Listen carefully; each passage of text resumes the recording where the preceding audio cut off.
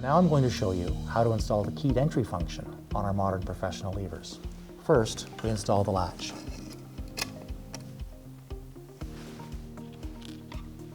It's always good to push the latch nicely into the mortise and then gently screw the screws all the way in.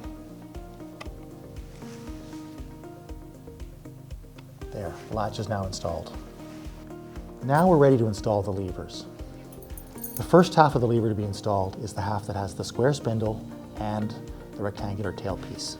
The square spindle is inserted through the square hole in the middle of the latch.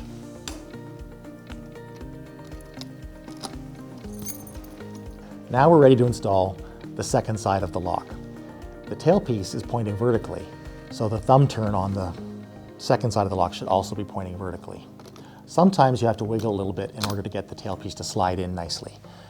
Now the tailpiece has gone into the thumb turn and the interconnecting screw guides are also overlapping one another. Now we're ready to put in the screws. With the interlocking screw guides, it's very easy to start threading them by hand. Then we can tighten them up later.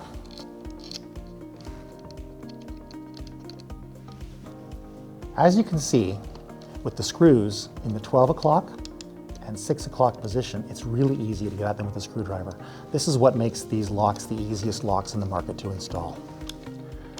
Once the lock is installed, it's important to test that it's functioning properly. This lock is now locked. As you can see, it's locked on the outside. This lock has auto release, so when it's locked on the outside, it can still be released by pushing the handle on the inside. Your lock is now ready to go. Each design has its own unique and timeless appeal. Whether you choose crossflow or paceline, these new locks from Taymor will bring a modern Canadian style and a distinguishing finishing touch to your home. Thanks for joining us, and thanks for buying Taymor.